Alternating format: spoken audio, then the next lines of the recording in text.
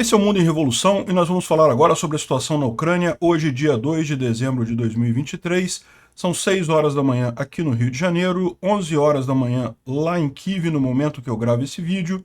Hoje eu estou viajando para o Uruguai, como eu falei para vocês, meu voo sai daqui a pouco, então eu estou gravando um episódio um pouco simplificado hoje, mas a verdade é que também, pelo menos até o momento, não tem muito a ser dito aqui, né? Não houve nenhuma grande mudança na linha de frente, a gente tem informações sobre alguns acidentes e ataques ucranianos aqui na retaguarda. A coisa mais interessante que tem hoje para a gente falar é a descoberta de que os corpos do Prigozhin e de outras pessoas que estavam naquele voo, vocês lembram o voo do Prigozhin que explodiu no ar? Alguns falaram que foi defesa antiaérea, outros falaram que foi uma bomba que explodiu no avião, e descobriu-se depois que eles estavam decapitados e com membros cortados, né? O que indica que eles já estavam mortos no avião antes. Não tinha como isso acontecer em função da queda. Ou seja, aquela coisa toda do acidente aéreo do Prigozhin foi só uma maneira de se livrar da culpa pela morte dos caras, né? Vamos falar sobre esses e outros assuntos em detalhes. Essas notícias foram sugeridas por meu ovo esquerdo, John27 e várias outras pessoas. Obrigado aí ao pessoal que sugeriu as notícias lá no nosso site, o wrevolving.com. Obrigado a você que está assistindo o nosso vídeo. Se você gosta do nosso conteúdo, por favor, deixe o seu like e se inscreva aqui no canal, né? Pois bem, então vamos lá. Houve um ataque com um drone Shahid de ontem para hoje, né? Drone daqueles drones de fabricação iraniana usado pelos russos. Dos 11 drones Shahid lançados, 10 foram derrubados pela defesa antiaérea ucraniana, e também teve um míssil Ra-59 que também foi derrubado pela defesa ucraniana. Porém, esse míssil parece que mesmo derrubado, ele causou danos em Dnipro, tá? Ele causou problemas lá. Isso daqui é em São Petersburgo, parece que é uma fábrica de móveis que teve um incêndio, e daí, em determinado momento, a coisa atingiu um tanque de combustível, ou um tanque de algum produto químico ali, e uma grande explosão ali em São Petersburgo. O mais provável é ter sido um acidente isso daí, né? Mas pode ter sido alguma sabotagem. Bom, teve também esse caso aqui de um motorista que atingiu um comboio de conscritos, um monte de conscritos russos, de recrutas, né? Pessoas que acabaram de entrar no exército, e parece que 6 deles foram hospitalizados, e, enfim, essa daqui é a situação. Um deles estava usando, ele fala aqui, ó, um deles estava usando um colete refletivo, mas o motorista não teve tempo para reagir, porque ele estava dirigindo muito rápido, 80 km por hora, e essa cena aqui, eu lógico não posso mostrar para vocês, depois só dá para ver os caras tudo voando, e é isso daí, né? Atropelou os conscritos tudo. Mais um caso de ajuda russa para a Ucrânia ali. Bom, teve uma série de ataques na retaguarda russa hoje na área ocupada aqui na Ucrânia. O Igor Shusko está trazendo aqui a informação de que houve um ataque em Tokmak, que eliminou pelo menos 14 militares russos que estavam fazendo uma reunião. Isso foi com HIMARS, né, com um ataque de precisão. A maior parte dos que foram mortos eram oficiais, né? Então os ucranianos continuam visando postos de comando aqui. A gente falou sobre isso ontem, né, em Nova Maiarca, lá na região de Kherson, que foi atingida por um míssil ucraniano também. A gente tem agora só mais fotos ali da região, dá para ver com mais calma qual era o prédio que os russos estavam usando ali naquela região, né? Mas esse ataque aqui a gente já reportou ontem, mais uma vez um ataque em um grupo de comando dos russos ali na região, né? Bom, e hoje teve também pela manhã uma explosão em Berdyansk. Berdyansk é essa cidade aqui na costa do Mar de Azov, né? Fica aqui perto de Mariupol e é usada como base russa já há bastante tempo, né? Então houve uma grande explosão aqui. Múltiplas informações de uma explosão na rua 8 de março, no norte da cidade. Alguma coisa aconteceu e não vai dar para a Rússia dizer que isso daí era só um treinamento, né? Foi uma explosão muito grande para ser só um treinamento. Bom, como vocês podem ver, aqui o Ukraine Battle Map mostra aqui os vários postos de comando que foram atingidos aí nos últimos dias. Dá para ver que vários deles foram atingidos em toda a linha de frente, mas particularmente aqui na região de Kherson, né? Deixa eu tirar minha cara daqui. Dá para ver que aqui na região de Kherson realmente teve um monte de explosões aí nos últimos dias, né? Isso aqui ele está falando aqui, ó, entre 24 de novembro e 1º de dezembro. houve 4 sistemas de defesa antiaérea, um sistema Tor, 3 sistemas de guerra eletrônica e mais um monte de coisa, né? Realmente um monte de ataque de precisão aqui. E, de fato, isso está criando dificuldades para os russos ali, né? Falando aqui sobre a linha de frente em Krink, né? Krink aqui na margem esquerda do rio Dnipro. A gente tem algumas informações aqui, ó. O canal 2 Majores faz um reporte de que a situação ali, o Teplinsky não foi capaz de resolver os problemas que os russos têm por ali, né? Eles não permitem você chegar ou se mover de qualquer forma. Os drones FPV imediatamente voam sobre você e os morteiros também das Forças Armadas Ucranianas estão trabalhando. Se o nosso morteiro atira de vez em quando, tudo da Ucrânia voa em cima da gente. Os pássaros, eles chamam pássaros, é o drone, tá? Os drones deles constantemente mudam de um para o outro como um carrossel. E o barulho e o ruído do drone enche a floresta inteira. Eles controlam as estradas, se eles veem alguma pessoa, imediatamente o drone FPV voa no carro e mata a pessoa. Ou seja, o que eles estão dizendo aqui é que, de fato, os ucranianos têm o controle da M14, que não deixa ela ser usada pelos russos, né? Isso já é um problema sério para os russos. Os caras estão sendo mandados lá para tentar tirar os ucranianos ali da região, mas o problema é que os ucranianos controlam o céu, né? Eles falam que o problema é os nazistas controlam o céu, porque, lógico, eles adoram chamar os ucranianos de nazistas, né? Enfim, boa situação ali em Krink, né? Sinal de que o Teplinsky, de fato, não resolveu nada, se é que o Teplinsky está comandando as tropas ali, né? Eu já falei para vocês, logo que ele tomou posse, que ele começou a controlar o grupo do Dnipro, houve aquele ataque lá no quartel-general deles, que fica aqui nessa região aqui da península de Arbat, aqui em Strilkov, e a gente sabe que vários oficiais morreram, o Teplinsky teria se salvado, mas teria ficado com um shell shock, que eles chamam, né? Aquele choque de explosão, né? E talvez estivesse incapacitado para tomar decisões aqui nesse grupo. Então a gente não sabe, talvez o Teplinsky nem esteja comandando de fato, mas se está, não está funcionando. Bom sinal de qualquer jeito, né? Bom, em Avdiivka é o outro ponto que continuam os russos tentando avançar aqui, perdendo muita gente. De ontem para hoje teve mais 1000 mortos russos aqui, mas os russos continuam tentando avançar aqui, né? Então, aqui, Avdiivka, perto da fábrica de coque, né, que tem no norte da cidade. Aqui eles fizeram a geolocalização, seria nessa região aqui, indicando que os russos já teriam ultrapassado aqui a linha férrea, né, já estariam lutando nessa região aqui, né? Essa região aqui eles consideram como zona cinza, ou seja, zona em combate, não é domínio russo ainda, mas os ucranianos também já não estão mais aqui, né? Isso inclui algumas partes aqui de Stepov, as primeiras casas aqui de Stepov, né? Ontem também os russos tentaram fazer um grande avanço ali na área de Stepov e dá para ver aqui os ucranianos usando os mísseis Stungna, né? E destruindo essa coluna toda de blindados. Aqui foram vários blindados destruídos nessa tentativa de avanço russo aqui na região de Stepov. Segundo dizem, eles não conseguiram avançar. De fato, seria nessa região aqui, essa faixa de árvores que você está vendo aqui, que teria sido usada pelos russos aqui para tentar avançar, mas eles não conseguiram fazer muito avanço não, né?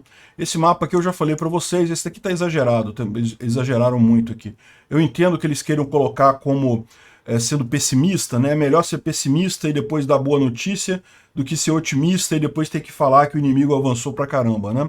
Mas eu acho que eles foram muito pessimistas aqui, né? Outra coisa, a gente mencionou ontem a situação de Marinka, né? Em Marinka, essa outra cidade aqui também está dando ela como totalmente tomada, mas é aquele negócio, né? Os ucranianos ainda dominam uma parte dessa cidade aqui. De fato, eles chegaram aqui no oeste da cidade, mas só na parte sul aqui, né? E o próprio Saponkov, que é um blogger militar russo, está falando aqui, ó.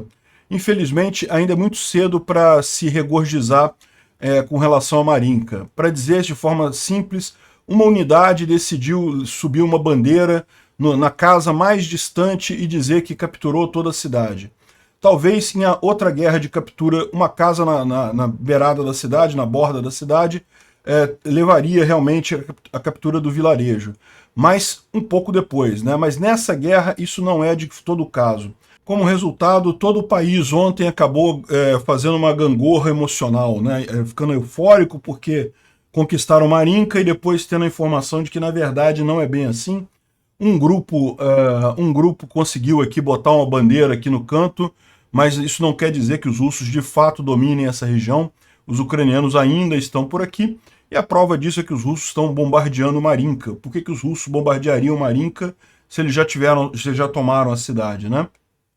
Então, é isso daí. A suposta captura de Marinka não é verdade. Os russos avançaram, tá? Eles avançaram aqui, principalmente nessas ruas aqui do sul. Mas aquela bandeira, tem um vídeo aí mostrando um drone chegando, mostrando a bandeira lá na última casa aqui de Marinka, mas isso foi um grupo especial russo que foi lá, fincou a bandeira, mas não quer dizer que eles controlem a região, né? Bom, vamos ver aqui os mapas do Poulet Volant. Aqui ele está trazendo um mapa da região de Velika Novosilka, né? E havia um aumento, aumento da área russa aqui, que aconteceu alguns dias atrás, e aqui ele está fazendo só um ajuste, tá? Isso daqui não aconteceu de ontem para hoje, não. Aconteceu junto com esse avanço aqui.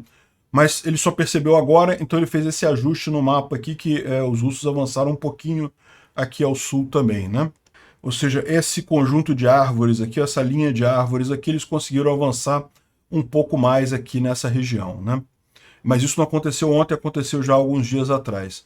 E aqui em Marinka ele traz a informação também, aqui tem um zoom nessa área de Marinka, é aquilo que eu falei para vocês, ó, realmente eles avançaram aqui ao sul dessa região aqui de Marinka, mas a cidade ainda está numa zona contestada, os ucranianos ainda estão brigando aqui, não foram totalmente expulsos aqui de Marinka não, né? E como o próprio Saponkov falou, é muito cedo ainda para comemorar qualquer coisa por ali, né? Aqui também tem uma visão aqui da região de Bakhmut, mas basicamente só mostra que não teve nenhuma mudança de ontem para hoje. Continuam os ataques russos aqui no norte de Bakhmut, também aqui no sul de Bakhmut, mas nenhuma mudança de ontem para hoje, né? O Instituto para Estudo da Guerra traz aqui a informação de que o Zelensky e o Zalushny, né, que é o comandante-em-chefe lá do exército ucraniano, estão preparando aí ações de defesa e mobilização.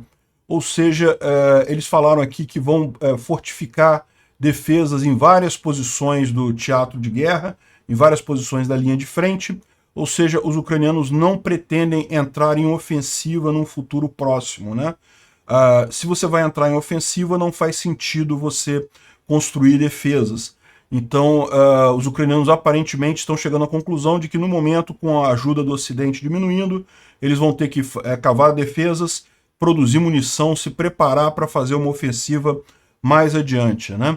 Então, curiosamente, eles não dizem isso no Oblast de Zaporizhia, né? Ou seja, eles estão falando em fazer posições defensivas em toda a parte aqui do norte da Ucrânia, inclusive aqui em Donetsk, mas não aqui em Zaporizhia. Então, talvez aqui continue sendo um ponto de avanço num prazo mais curto, né? A Ucrânia está basicamente dizendo que não pretende avançar, pelo menos por alguns meses, em todo o resto aqui da linha de frente. E, lógico, isso também não inclui aqui Kherson, né? Eles falam também aqui da inteligência ucraniana, que destruiu lá outra seção da Baikal-Amur, né, da ferrovia ontem. Enfim, não tem nenhuma outra grande novidade aqui.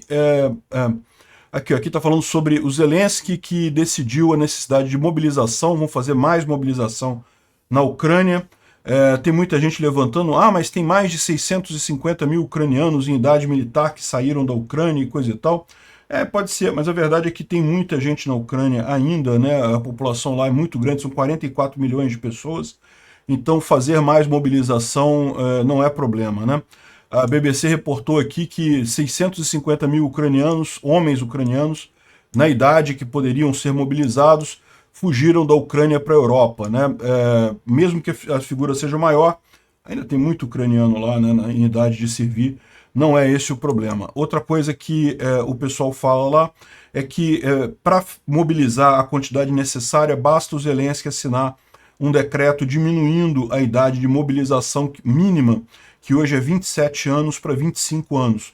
Então, na Ucrânia, o exército não pode mobilizar menores de 27 anos, e se ele diminuir essa idade para 25 anos, já atingiria já atenderia toda a necessidade do exército aí de mobilização lá na região. Então dá para ver que a Ucrânia está se planejando para um ataque mais adiante, né? A ofensiva de inverno esse ano realmente não resultou em sucesso e agora é planejar para a próxima ofensiva.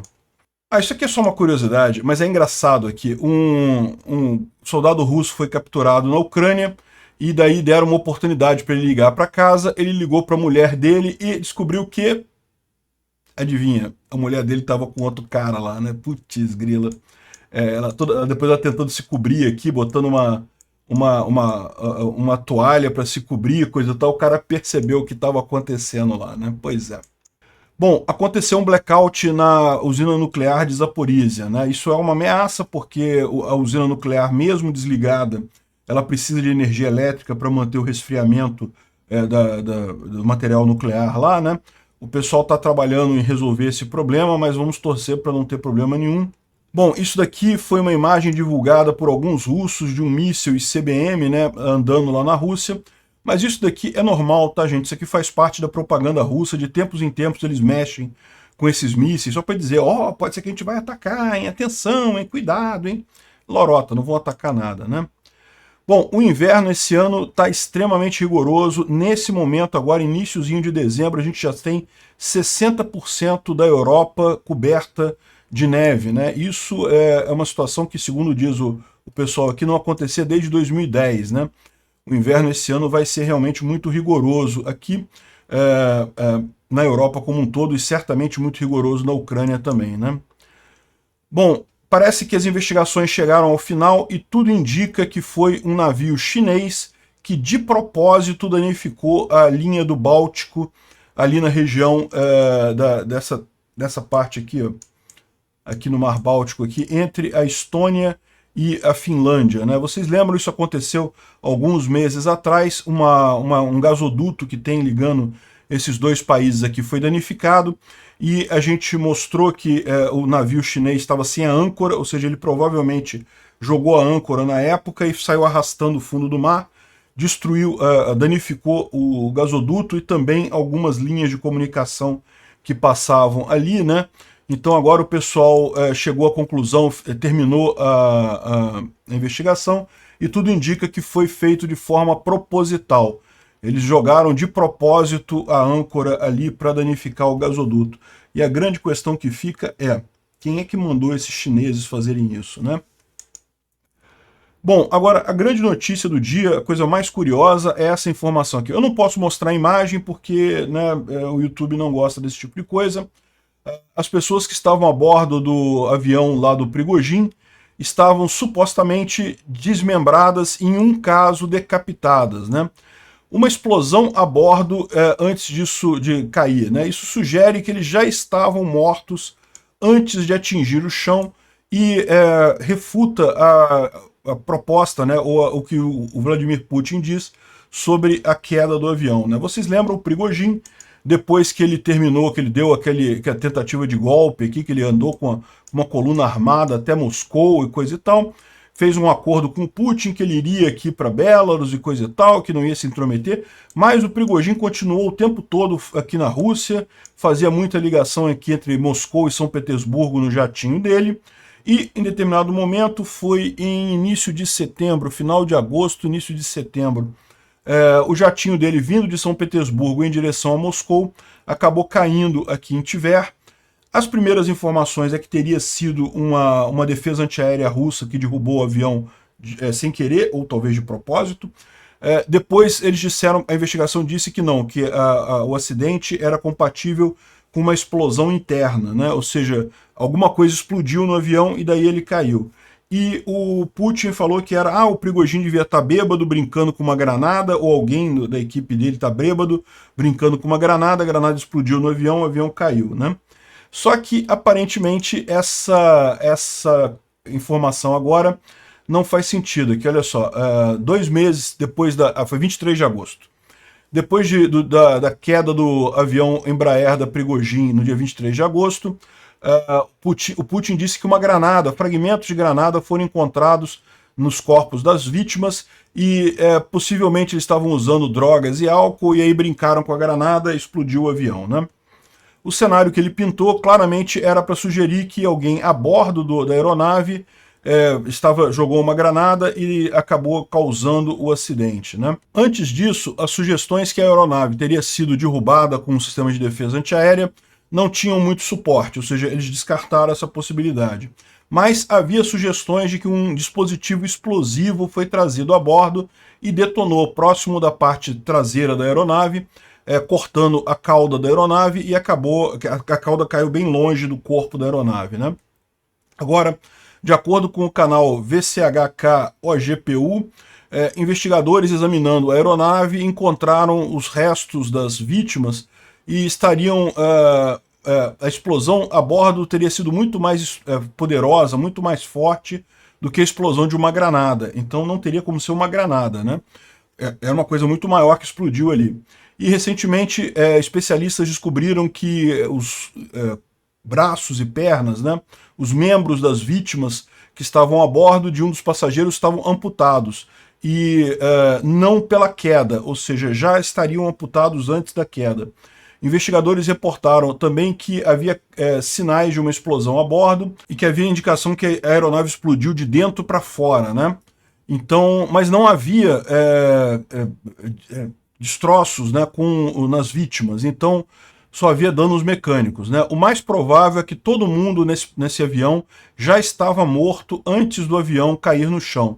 As autoridades russas não deram a causa definitiva da explosão. É pouco provável que seria uma granada, né? Então o que ele está dizendo aqui é que provavelmente os passageiros desse avião já estavam mortos lá no avião, e isso tudo foi para encobrir o caso aí, essa morte que aconteceu antes, né? O pessoal matou o grupo do Prigozhin, botou um explosivo ali no avião e acabou causando esse negócio para esconder os corpos, né? Pelo menos 115 navios conseguiram abastecer nos portos de Odessa, né? Mesmo em novembro, mesmo com o fim do corredor lá garantido pela Rússia, né? O corredor verde que a Ucrânia está garantindo ali no Mar Morto está funcionando. Isso é 4,9 megatoneladas e basicamente isso é o carregamento normal que haveria nessa época do ano, né? Ou seja, impressionante. Essa é uma vitória da Ucrânia enorme, que pouca gente tem mencionado, né? O pessoal fala, mas não avançou tanto aqui na linha de frente, coisa e tal. Mas sim, entre outubro e novembro, os ucranianos conseguiram anular a frota russa do Mar Negro e abrir o Mar Negro para navegação aqui para os portos da Ucrânia. Isso é uma senhora vitória nessa guerra. Os russos estão mandando um videozinho para países árabes, né? Dizendo que a Rússia tem muitas mulheres disponíveis e não tem tantos homens assim, e que é fácil obter uma cidadania russa, e não sei o que lá, ou seja, meio que incentivando homens árabes a imigrarem para a Rússia. Eu não sei se o filme explica para eles que eles chegando lá, evidentemente eles vão ser mandados para a linha de frente, não vão ter tempo de conhecer as mulheres russas ali, enfim, mas estão passando esse filmezinho lá em países árabes, fazendo esse tipo de propaganda, né? E esse daqui é um outro vídeo, infelizmente eu não consegui a tradução dele, eu acho que eu vou tentar depois, outro dia, mostrar para vocês, mas fizeram um vídeo aqui do Lukashenko e o Putin, né? Não sei se foi tudo feito com inteligência artificial, ou se fizeram uma parte com atores reais e depois botaram a cara dos dois com inteligência artificial, mas são os dois tentando planejar a saída deles da cadeia, né?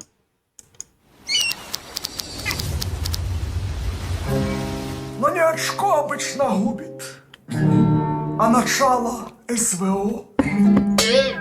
Черт, эта гитара из мякиша совсем никудышняя. Зря только песни придумывал. Ты бы лучше бы придумал, как нам побег организовать. А что тут думать? Все предусмотрено. Я Коленьку попросил мне на спине Eu não entendi nada do que ele falou, mas deu para ver claramente que ele falou Brasil. Gente planejando fuga no mundo inteiro, meu amigo. Planeja ir para onde? Planeja vir para o Brasil, né? Olha que coisa. Obrigado por assistir o vídeo até o final. Se gostou do conteúdo, não esqueça de deixar o seu like, isso ajuda o canal a crescer e a chegar para mais gente. Se não gostou, deixe o dislike e explique nos comentários como podemos melhorar. Comente também sugestões de temas que podemos trazer por aqui. Comentários insultuosos ou defendendo ditaduras e criminosos de guerra serão sumariamente bloqueados. Agradeço a compreensão. Se ainda não é inscrito no canal, considere se inscrever clicando no botão inscrever-se abaixo e marcando a campainha para todos os avisos. Se quiser ajudar o canal, veja no nosso site como você pode fazer isso.